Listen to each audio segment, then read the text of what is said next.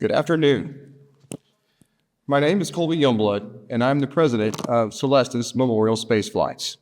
On behalf of our founder and CEO, Charlie Chafer, and the rest of the Celestis team, we'd like to welcome you to the Harmony Flight launch events. I would also like to welcome all of our families that cannot be with us today in California that are watching this service via live stream. Thank you all for joining as well. The Harmony Flight represents our 23rd Memorial Space Flight.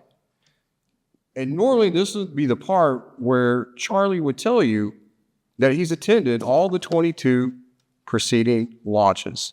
And for the first time in 30 years, Charlie couldn't make it to our launch today. But he is here with us and he's watching via live stream. I wanted to personally thank Charlie for his confidence in me and our team to provide you with the experience you so very much deserve. Charlie, your presence here is missed today. Now you may say to yourself, wait a minute, didn't he just say it's the 23rd Memorial Space Flight? And doesn't the logo on the Harmony Flight say 24? If you caught that, we'd like to hire you for your attention to detail. But no, it's no mistake. The Harmony Flight is our 23rd overall mission, and it's our 24th manifested mission. Our next Luna flight, the Destiny flight, was booked before the Harmony Flight. So while it has an earlier mission number than the Harmony Flight, it's not launching till later. Now, that may seem trivial to some, but this is your loved one's memorial space flight we're talking about, and we want you to be able to explain these little details to your friends and family. Today is all about you and your loved one.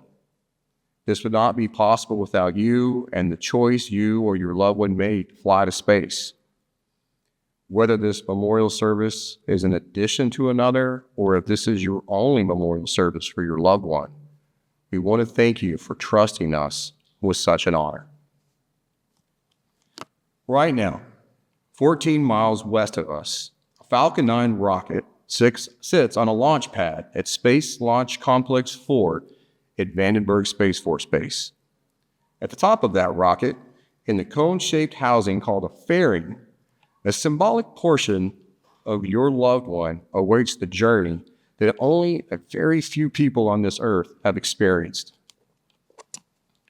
Once successfully deployed into Earth orbit, which will be 1 hour, 2 minutes, and 26 seconds after launch, your loved one will embark on an amazing trip around the Earth. They will travel at approximately 17,000 miles an hour. They will orbit the Earth once every 90 minutes, and in that time, they will experience both a sunrise and a sunset. The journey that brings you here was not an easy one. It started with you losing a loved one. The decision was made for a memorial spaceflight. We helped you through the process. You endured the trials and tribulations of commercial space with grace. And now we're here. The end of your journey to launch day. We understand that you come to our launch events in various stages of grief and loss, and we do not pretend to be able to alleviate that grief. We cannot say that your grief or pain will be relieved by attending the launch tomorrow. But what I can guarantee you is this. You're about to witness one of the most emotionally powerful events of your life. And it will be powerful. It will be meaningful. It will be compelling. It will be a memory you hold near and dear to your heart for the rest of your life. And I can guarantee you that. It won't matter if you're here in California watching the launch in person, feeling it in your chest, or if you're watching around the world. It will be moving all the same. As you watch the F-9 rocket roar toward the heavens with your loved one aboard, I hope memories of them come rushing to you. I hope you can see their smiling faces, knowing this dream of spaceflight has been fulfilled. So at Celestis, we have several traditions at our memorial services. Willie Nelson's song Starbound and families speaking about their loved one are an example. Another tradition is reciting the poem You Want a Physicist to Speak at Your Funeral by Aaron Freeman. It is my pleasure to introduce it to you now, read by Celestis Ambassador John Dodonna.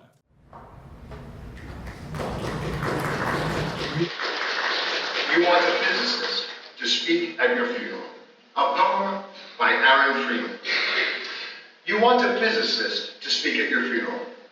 You want the physicist to talk to your grieving family about the conservation of energy, so they will understand that your energy has not died. You want the physicist to remind your sobbing mother about the first law of thermodynamics, that no energy gets created in the universe and none is destroyed. You want your mother to know that all your energy, every vibration, every BTU of heat, every wave of every particle that was her beloved child remains with her in this world. You want the physicist to tell your weeping father that amid energies of the cosmos, you gave as good as you got. And at one point, you'd hope that the physicist would step down from the pulpit and walk to your broken-hearted spouse there in the pew and tell them that all the photons that ever bounced off your face, all the particles whose paths were interrupted by your smile, by the touch of your hair, hundreds of trillions of particles have raced off like children, their ways forever changed by you. And as your widow rocks in the arms of a loving family, may the physicist let them know that all the photons that bounced from you were gathered in the particle detectors that are their eyes. That those photons created within them constellations of electromagnetically charged neurons whose energy will go on forever. And the physicist will remind the congregation of how much of all our energy is given off as heat. There may be a few fanning themselves with their programs, as he says it. And he will tell them that the warmth that flowed through you in life is still here, still part of all that we are, even as we who mourn continue the heat of our own lives. And you'll want the physicist to explain to those who loved you that they need not have faith. Indeed, they should not have faith. Let them know that they can measure, that scientists have measured precisely the conservation of energy and found it accurate, verifiable, and consistent across space and time. You can hope your family will examine the evidence and satisfy themselves that the science is sound and that they'll be comforted to know your energy is still around. According to the law of the conservation of energy, not a bit of you is gone. You're just less orderly. Amen.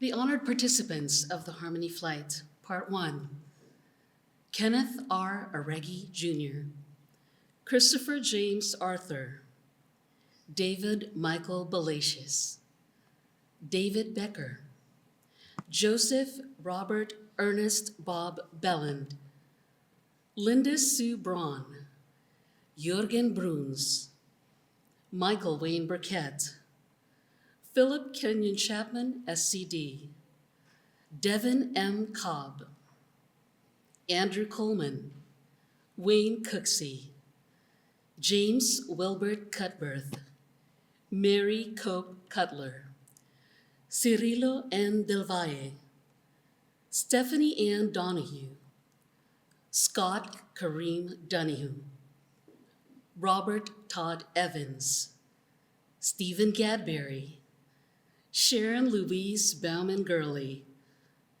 J. Clinton Clint Hall, William Hayes, William D. Hike, Catherine Kuchera Joseph, Cheryl Marie Katz, Robert Allen Konecki, Carol H. Kohler, Victor S. Kotov, William Rudolph Kropp Jr., International Longevity Research, LLC, and Michael Lambton.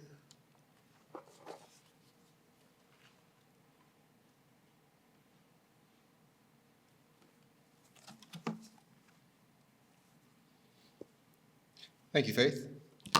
And I'd like to thank our violinist, Darius Campo, as well. Thank you.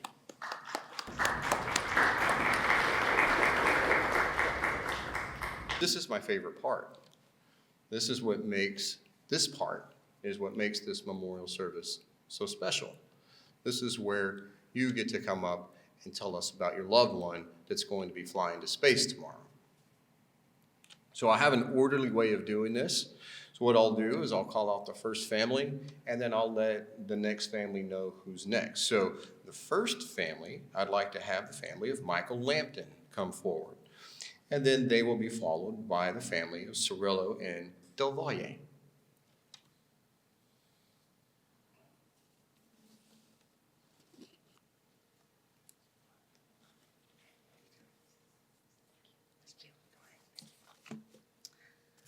So the reason that we're here is that my husband, Michael Lambton, was in the astronaut program for about 20 years, and he never got to fly. So after his death, I was sitting in the gym, and I said to myself, we should send his ashes to space. And then I contacted all his astronaut buddies and said, how do I do this? And they told me about Celestis. So I'd like to tell you how we got here. So Michael was a wonderful person, and he went to high school in Arizona, and then he went to Caltech. And when he was at Caltech, he was part of an amazing adventure called the Great Rose Bowl Hoax. I don't know if any of you have heard of that. But Michael and his buddies were able to break into the locker rooms of one of the teams in the Rose Bowl that year and steal all their cue cards and rearrange them so that when they put their cue cards up in the Rose Bowl, instead of saying what it was supposed to say, it said Caltech. Caltech is not exactly known for its wonderful football team. After he left Caltech, Michael went to UC Berkeley, and he got involved in the space program that was very nascent at the time, working with Kinsey Anderson. And the first rocket he was involved with was a Black Brent rocket that he flew from Alaska to observe auroral zone electrons, and that became his PhD thesis. Well, after that, he never actually left Berkeley. He stayed in Berkeley and continued to work at the Space Sciences Lab and became involved with a number of space missions, including the Apollo-Soyuz mission, a satellite called the Extreme Ultraviolet Explorer, a program called Fuego, which is designed to detect wildfires, and a program called DESI, the Dark Energy Spectroscopic Instrument, which he was still working on at the time of his death.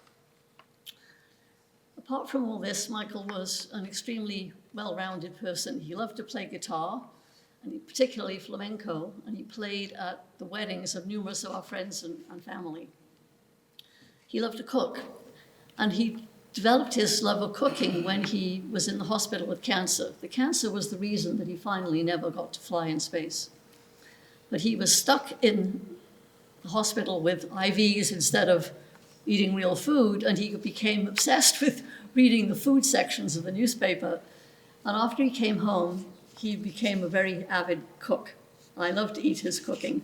When I was still working, I was the one who commuted an hour a day, and he was at home. So I'd come home and find dinner ready for me, which was lovely. He was also very interested in audio engineering and built these amazing loudspeakers, which were so big that we almost killed a couple of graduate students moving into our house as they tried to get them down the steps. And then after our daughter was born, she helped us fill the outside of these speakers with sand so that they wouldn't vibrate, right, Jen? And now they're never going to move out of the house because they weigh a ton. He also founded a software company called Stellar Software that sold optical ray tracing software, and that continued until about 5 years before his death, when he finally made the whole software open source, and anyone can buy it for free. You can still go to stellarsoftware.com and download that software if you want to do ray tracing. Is there anything else you want to add? Michael's brother is here. My daughter just walked in. Michael was an amazing man. Yeah, he was truly amazing. He was the sweetest guy. At his memorial, it was his coworkers that spoke, and they talked about how kind he was, what a genius he was. One fellow got up and said he'd been working on this problem for weeks, and he took it to Michael, and Michael looked at it and looked at it and looked at it. He said, well, if you take this part and put it together here, you've got it. And yeah, he was a genius, but he didn't act like a genius. He was so kind.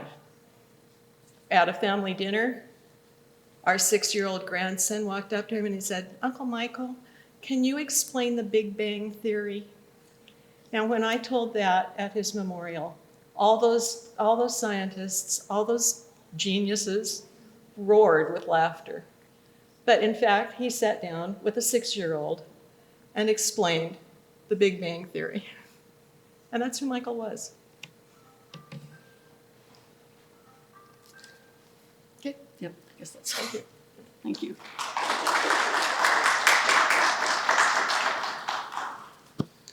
The family for Cirillo N. Davalier, followed by the family for Stephen Gadberry.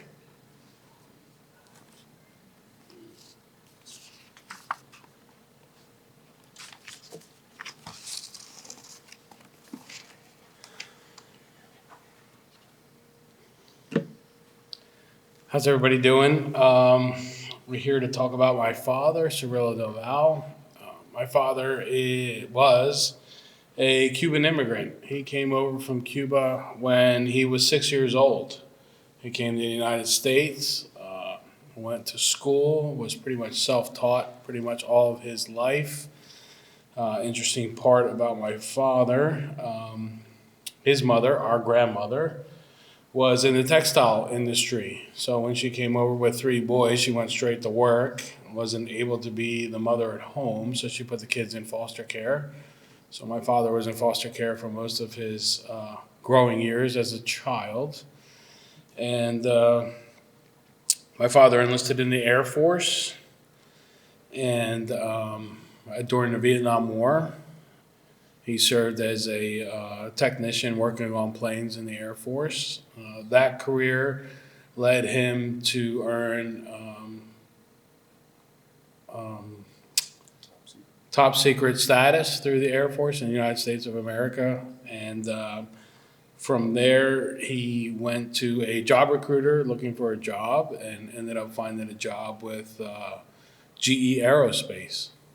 And that's where his career started in the space industry. Interesting part about my father, he was colorblind. And he was always wanted to be an electrician. He was unable to be an electrician. So he taught himself how to be an electrician. He bought all the books, studied, learned the colors visually, what the colors look like, and he kind of faked it till he made it. And he worked at GE doing that, and I'll let my brother pick it up from there. But it's just I'm so proud to stand here and be able to represent my father, who came with nothing and died with everything. Yes, my brother said, father spent most of his career working for General Electric and then some subsidiaries after that, but worked in space exploration. So made components for satellites, which were launched into outer space, mostly for space exploration and also military type of projects, and he had a fascination for space. And one of the things that we talked about after he passed was how do we keep his legacy going? And he kind of joked around and said the aliens dropped him off here on this planet and said they'd come back to get him, and they never did. So, well, now it's time to send him up and see if he gets back to home where he needs to be.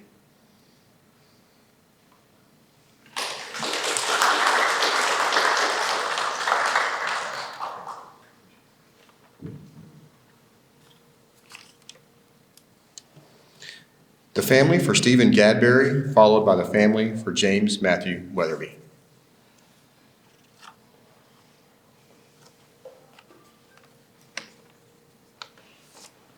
Thank you. I did not prepare anything. I did not really comprehend this was going to happen. My little brother, he was my little brother, and he hated when I said that. So I say that as much as I can now. He was what you would call an odd duck. He had the wildest, grandest ideas. He wanted to do all sorts of things. He came up with the idea for the Kindle before the Kindle was even out, but he couldn't figure out how to do it. Stephen was involved with a lot of different projects throughout his life. He was married. I think one of his largest disappointments was that they did not have kids. He moved to California and lived out here for his last 15 years, and then he came back to Texas. My father got cancer and my mom had Alzheimer's, and Stephen moved in and took care of everything. So when everything was said and done, he stepped up and covered all bases. He had a degree from Stephen F. Austin in marketing. He really enjoyed doing as much as he possibly could. In 2022, my mom died in June, and we were watching the funeral presentation, setting things up. And the very last thing in the presentation was with Celestis and getting him shot into space.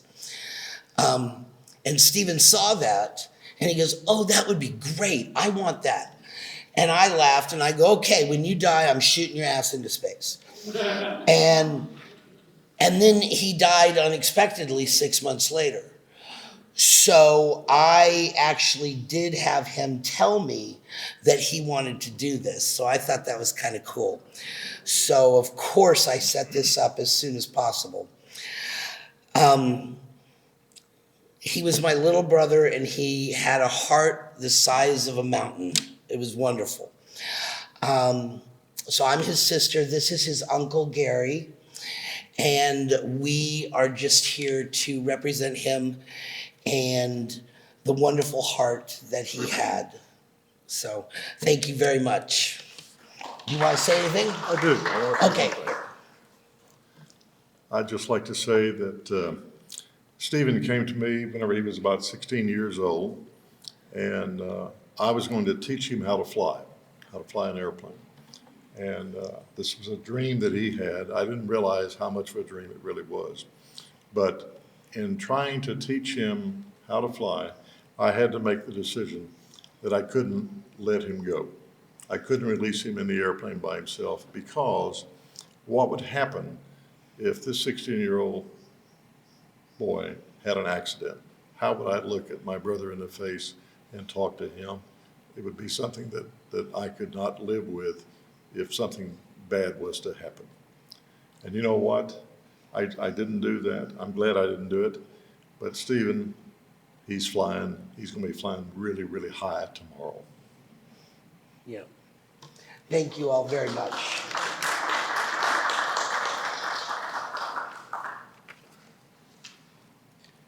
The family of James Matthew Weatherby.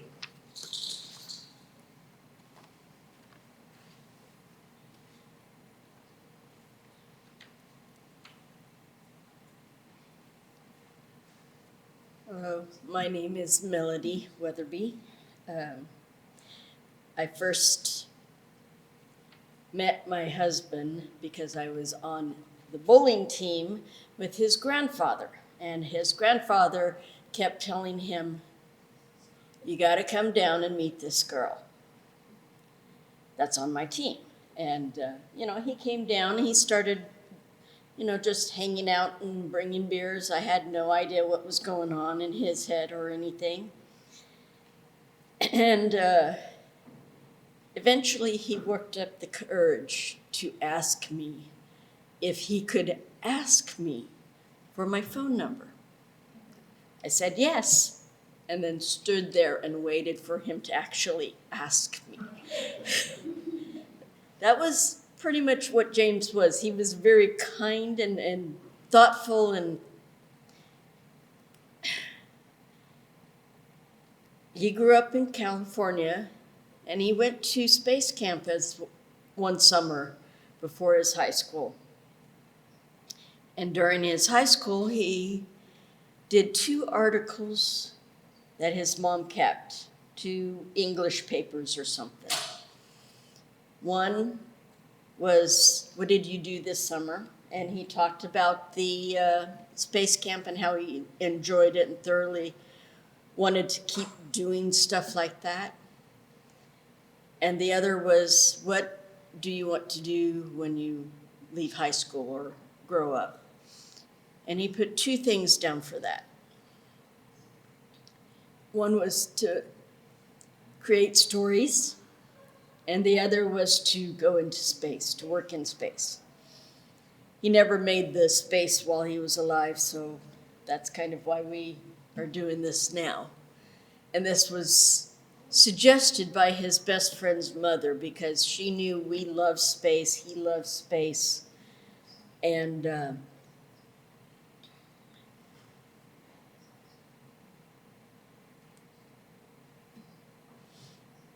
I've gone to about 3 of these now, spoken at each one, and it's different, and I never have a plan of what I'm going to say.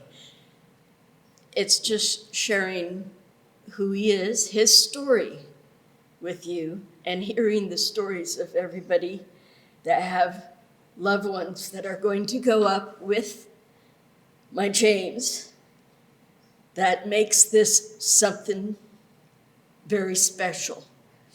And it continues the flight, the space odyssey that he's on, I'm on. I think we're all on. Thank you.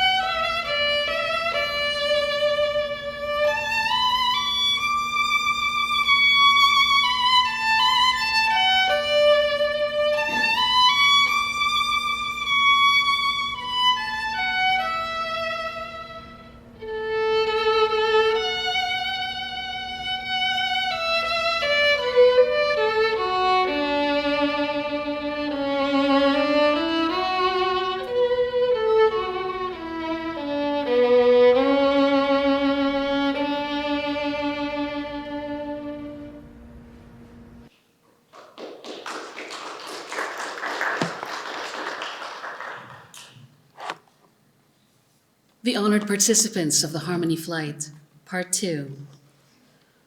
Russell David Lemaster, Brian J. Lewis, Keith McCormick, Leslie L. McQuay, Jacob Ryan, H.T. John Mitchell IV, Ann M. Mueller, Patrick James Murray, Milan Patel, Charles E. Payne, Grant Sellers Pritchard, Joseph and Ina Shireen Rego, Jeanette Ressler, James Jim Rosencrantz, Francis Anthony Scherpenberg, Neil C. Schoen, Ph.D., James Edward Shane, Clayton J. Smith, Robert Arnold Smith, Edwin Smith, Thomas Kevin Smith, John Warren Taylor,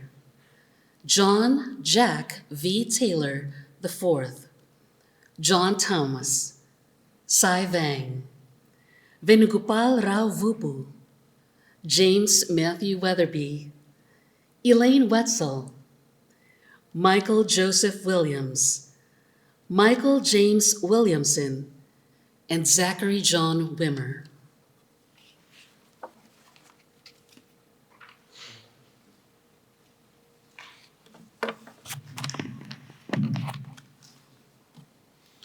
We'll continue with the family stories. Would the family of David M. Webb come forward, followed by the family of Elaine Wetzel?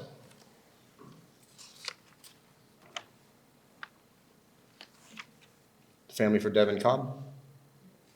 Oh, are you guys going to come? Are you? Yeah, come on up. It's your turn.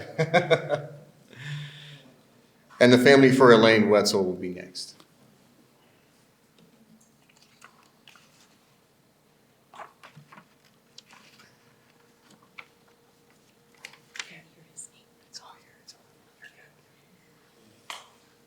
I first want to say that my husband will be so proud to be on a flight with all of your loved ones. He was just starting to get into space before he was diagnosed with ALS in 2021. It was a shock to all of us. He spent over a year trying to put together his most perfect telescope. He went through a company, he picked every single piece to that telescope by hand, and they personally made it to him. It was shipped to him in March of 2021. He was diagnosed July 6, 2021. He used it for a very short time and enjoyed every single second with that telescope. Unfortunately, we're from Washington State up in Seattle, where there's a lot of cloud cover. So he had to pick and choose his time wisely, and hour by hour, he was on his little gadgets in his phone trying to find out the perfect moment he can go see some of those stars. He did find some, and he did photograph some, and I will keep those treasured forever. He will be very proud to be on flight with all of your loved ones, and I'm sure he's talking their ears off and trying to get as much information as he can, because this was new for him, and he was very excited for this new journey.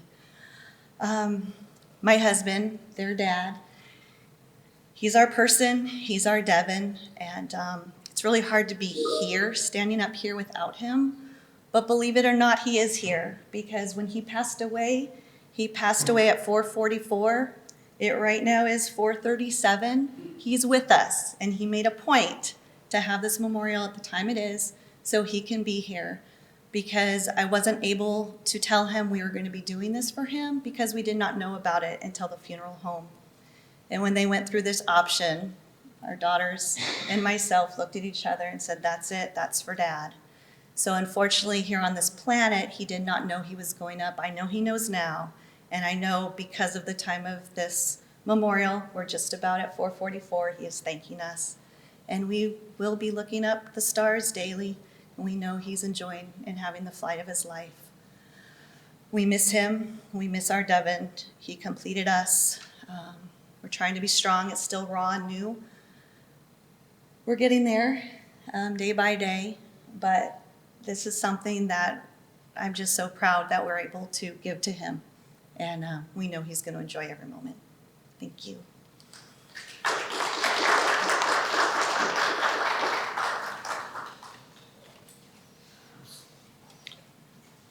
And the family for Elaine Wetzel, followed by the family for Robert Smith.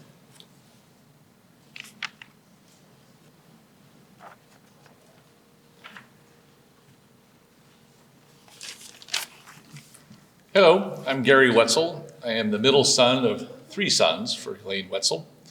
Of course, here I am doing the heavy lifting for my younger brother, my older brother, but nothing new there.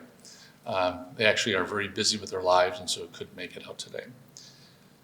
So, and I also want to thank Faith for encouraging me to do this. This is not something I'm comfortable with or I would reach out to do. Not that I don't have wonderful things to say about my mother.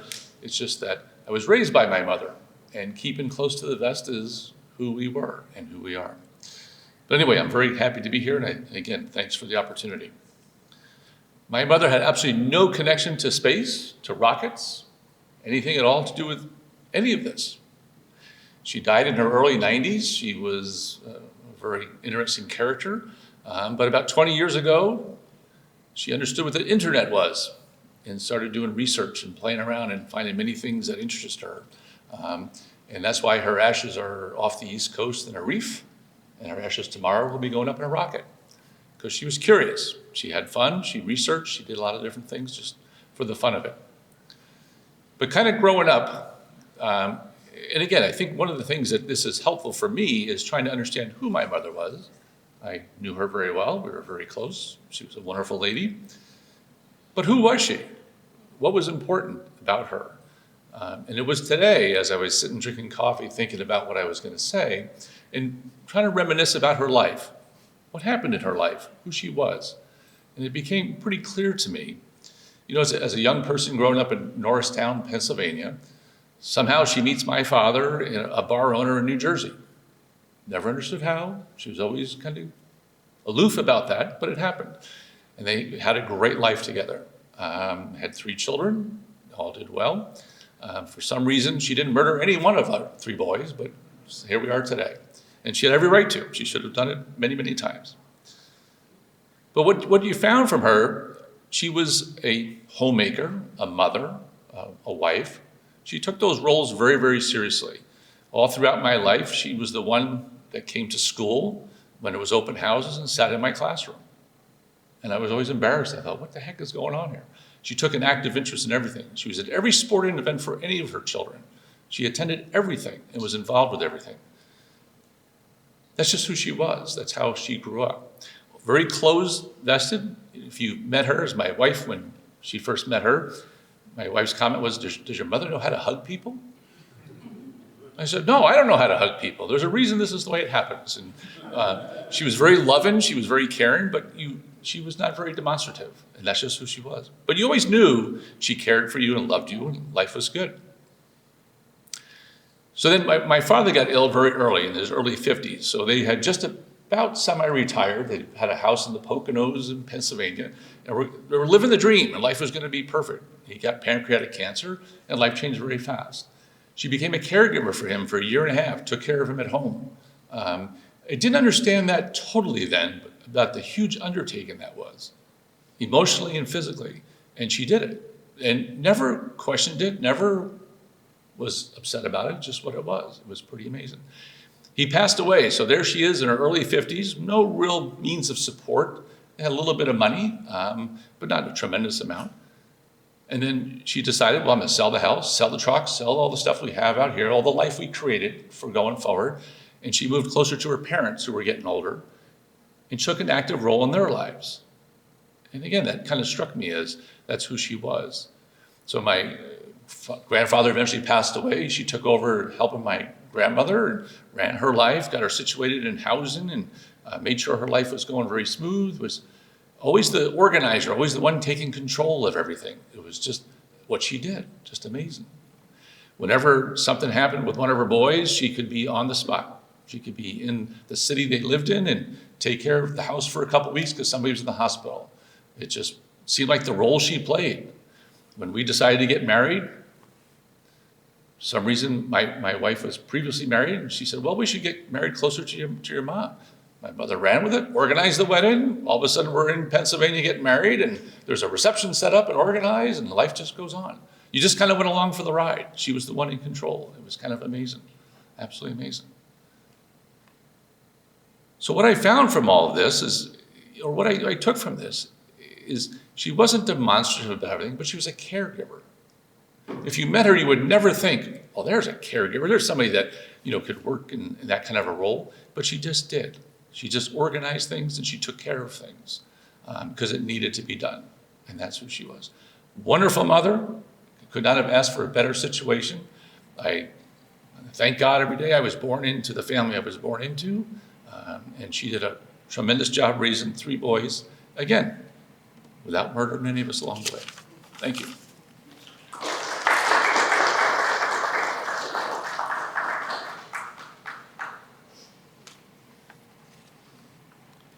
The family for Robert Smith, followed by the family of Thomas Kevin Smith. Sorry, we got 2 old ladies here. So my dad, Robert, they actually met in a bar. Funny story. Double date, blind date. Her friend was supposed to meet my dad. His friend was supposed to meet her. Didn't happen. They moved to California. He worked for TRW.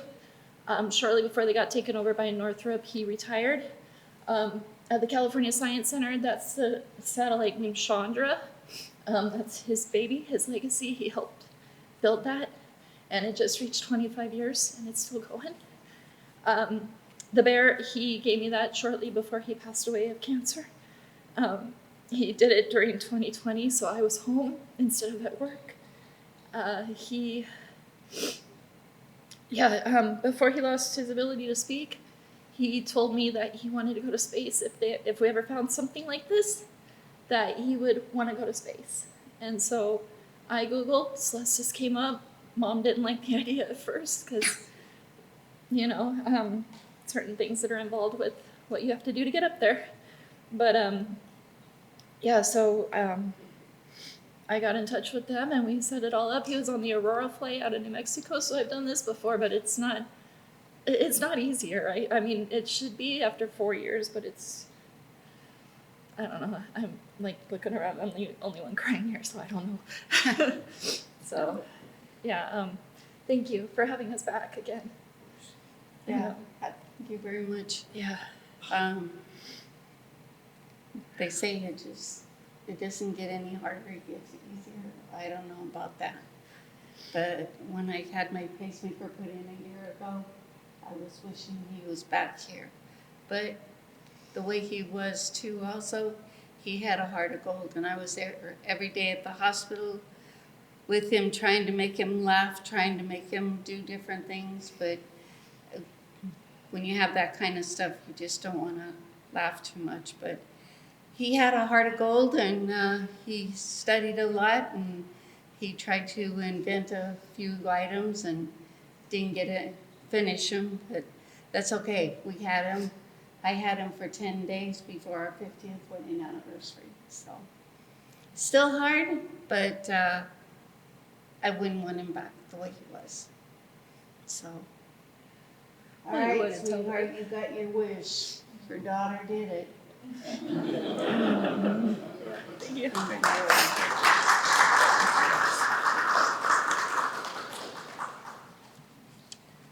The family for Thomas Kevin Smith.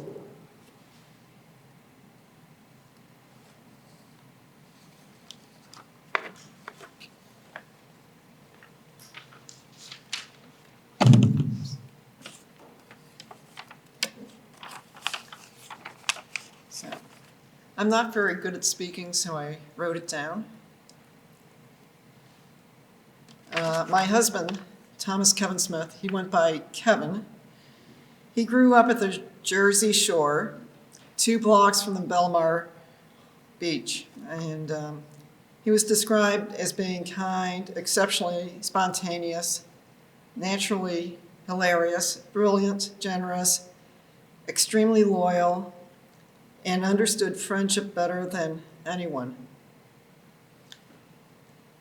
He loved learning about everyone he met, and he had many friends around the world. And like on tomorrow's journey, he dreamed of outer space from a very early age. One of his best friends likes to tell a story about how they first met.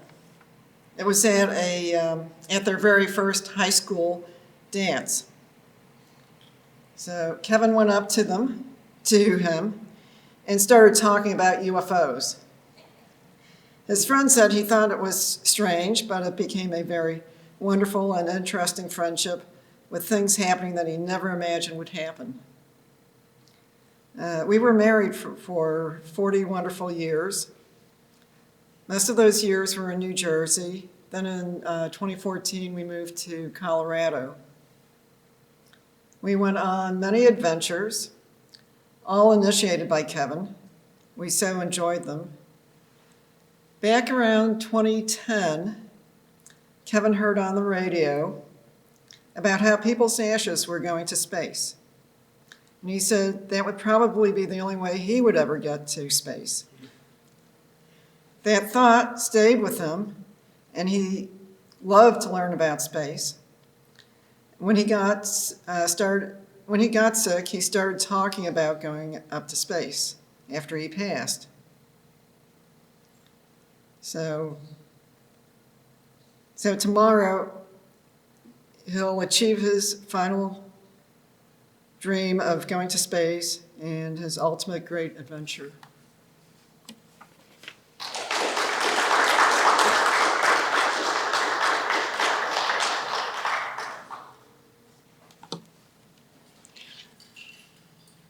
So that concludes the list of names that I have that wanted to speak, but I always want to give the opportunity for anyone who hasn't spoke about their loved one. I'd like to open it up now. If anybody would like to come forward to speak about their loved one, we'd love to have you.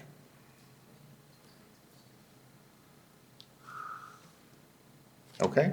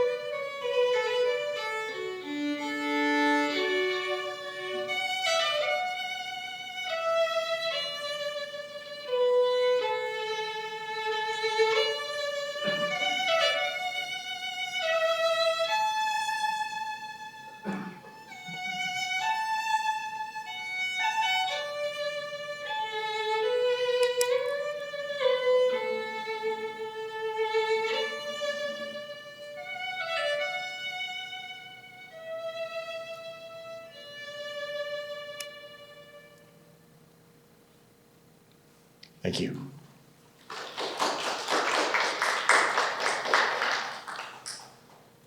So I'd like to take the time to thank some folks from Celestis who have made this event possible.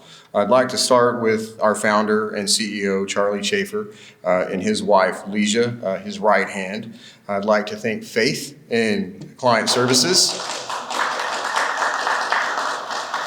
and Keith in Operations.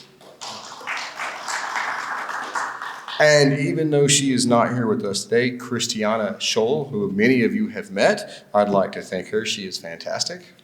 So thank you, Christiana. And we have a whole group of a marketing team Meredith and Christina and Andrea. And just a shout out to those ladies. They all do a fantastic job. So great job, marketing team. So normally, Charlie's here, and for 22 other times, Charlie has given what has become known as the pre-launch briefing. And now I get the honor of doing that today. And so, again, it's a Celestis tradition where we talk about the three things that can happen with a rocket launch tomorrow. And some of you have been through a rocket launch with us. Some of you have heard this pre-launch briefing, so you know full well of what could happen. But I want to talk, there are some people here who haven't experienced it, and it's good to understand commercial space, the difficulty in it, and what could happen tomorrow. Well, the first thing is the thing that we're hoping and we're praying for. We are hoping and praying for an on-time, successful launch. And what does that mean? It doesn't just mean the rocket launches. That means that the rocket launches, the second stage fires like it's supposed to, and we get a successful orbit deployment. Because it's not just about the launch or the rocket coming off the pad. It's about your loved one's flight being correctly placed into orbit. And we will know that, like I said, now that today we found out it's going to happen at 1 hour, 2 minutes, and 26 seconds after the launch. So we'll be able to watch the SpaceX feed and see that. The second thing that could happen with the launch tomorrow, you're already familiar with. It could get rescheduled. As I'm sure you're all familiar, this launch was originally scheduled for July 1st, and here we are. A lot of things have happened, and it just further proves the difficulty of space. We have a saying, space is hard, and we've lived through it over the last month and a half while we waited to launch this rocket. Tomorrow is no different, and just like you heard from Andy at the winery today, there are 1 million things that have to go right for that rocket to launch, and only one of those things could make it rescheduled. So remember that, keep that in mind as we get closer to the countdown. That's always a possibility. And then the third thing doesn't happen very often, but sometimes rockets don't do what they're supposed to do. They don't go where they're supposed to go. They don't deploy how they're supposed to deploy. Those things have happened. Rockets have went in the ocean. We've had just in general, the ashes don't get deployed how they're supposed to get deployed. It could happen. How do we rectify that? When you sign your contract with Celestis, we always take more of your loved one's ashes than we can fly. So in the event that something doesn't go right tomorrow, we will, and it's a guarantee, Celestis has a guarantee, we will fly your loved one. In 30 years, we've never not flown a client. And even if that third thing happens tomorrow, we guarantee we'll fly your loved one to space. So with that said, we're going to close the memorial service. I would like to invite everyone in the room next door. We have some refreshments and some cookies and things. We'd love to continue our conversations with you. So I'd love to see you there. Thank you. Good night.